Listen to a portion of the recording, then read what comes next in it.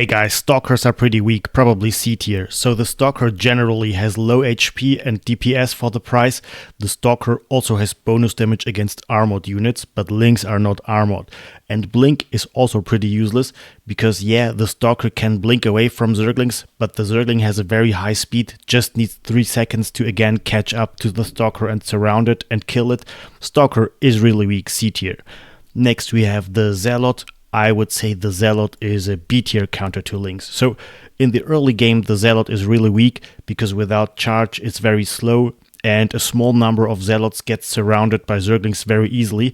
But they get much better once you progress to the mid game because charge makes them faster.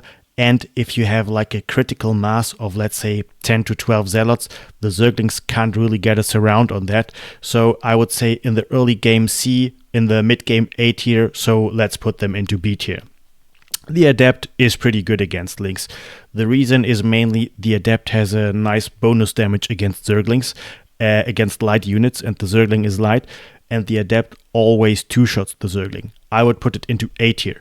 And I mean, it's a little bit like the Zealot in the sense that a single Adept still gets easily surrounded and killed, but if you have a group, a ball of Adepts, they are nearly unbeatable by Zerglings, so they are really solid. I would say A tier. And next we have the Sentry. That's an interesting one, of course. When we look at the spells of the Sentry, Guardian Shield is useless. Only applies to ranged units, not to the Zergling.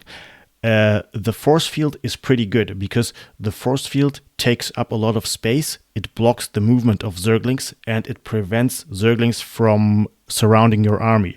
It also can be used to block a ramp against Zergling run-bys, so Force Field is pretty good against Zerglings. And the other spell, Hallucination, doesn't have no real use. I mean, I can imagine a use case of hallucinating an Archon. It also blocks space and prevents the Zergling from surrounding, but Hallucination is more expensive than Force Field, so I think Force Field is the only spell that has use. I would put the Sentry into B tier. It's not strong, but it has some use as a support unit. That's okay. And next we have the Cannon. And I think the Cannon is pretty okay against Lings, but it is situational. So a cannon that is alone in the open will of course be surrounded easily and killed quickly, but then again, if the cannon is hidden between other buildings, it is very strong because again the Lings can't surround it. And a cannon is also useful for putting it into the mineral line, because if a Zergling run-by comes, the Zerglings will be aggroed to the cannon and will ignore the workers. So that's pretty strong against Zealot run-bys. I would also put the cannon into A tier. And the Archon, this I think is an S tier counter to Zerglings. Number one, the Archon is a splash damage unit, very powerful against a swarmy unit like the Zergling. And the Archon has bonus damage against biological units like the Zergling.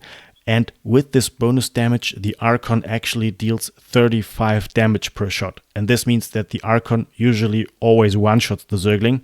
Very good. It's an S tier counter. And next we have the High Templar. That's also an interesting one. The defining spell is of course Psionic Storm, and I would say because of Psionic Storm it is an A tier counter against the Lings.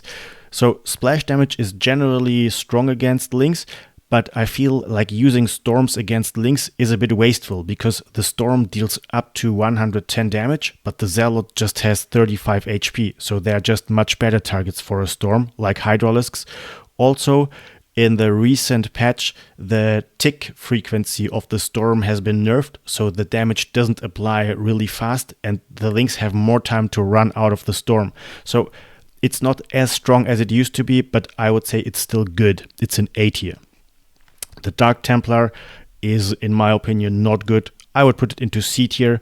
I mean, it always one-shots a Zergling, which is nice, of course, but the Dark Templar just has very little HP for the price. It's generally not really a fighting unit, more of a harassment unit. It's weak in a fight against Zerglings.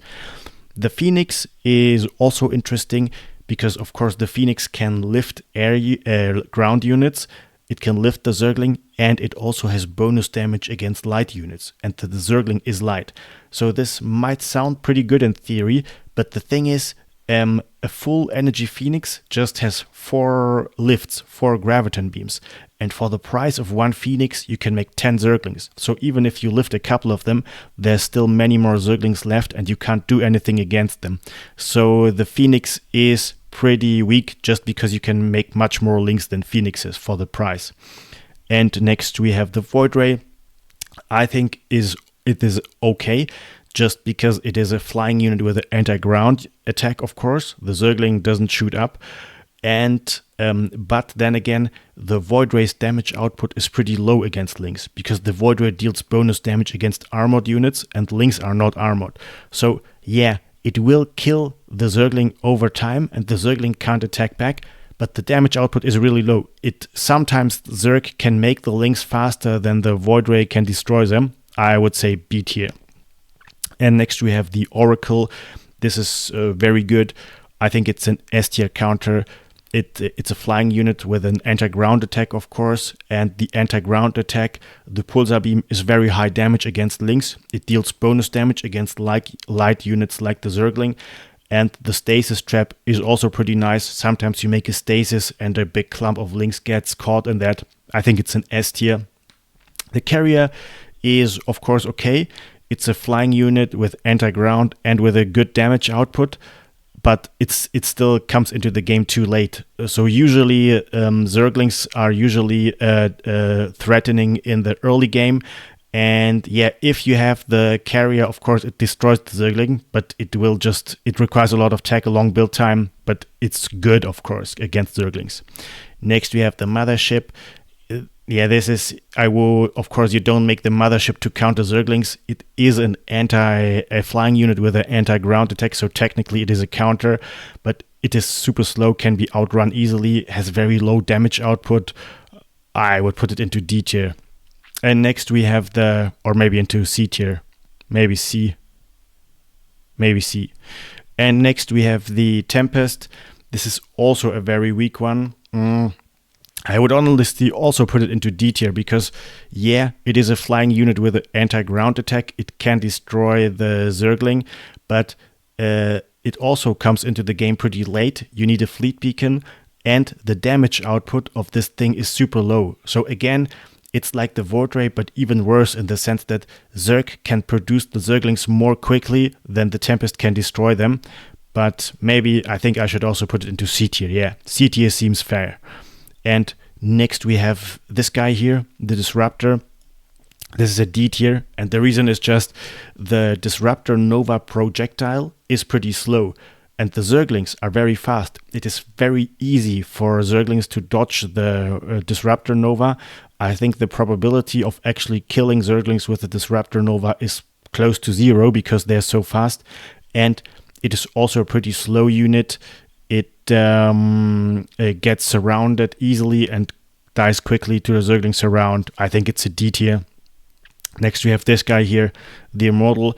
This is a weak one because this unit is specialized against armored targets. It has a very strong attack bonus against armored units, but the Zergling is not armored, so it deals little damage against the Ling.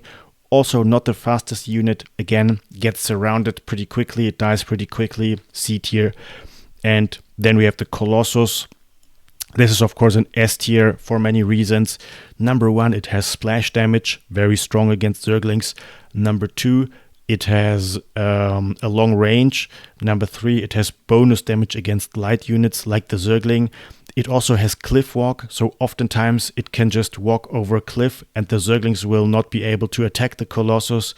And it's especially powerful with +3 attack upgrades, because a Colossus with +3 attack upgrades always one-shot Zergling, and no matter what armor upgrade the Zerglings have. Alright dudes, I hope you liked the tier list. If you like it or hate it, please let me know. Thanks for watching.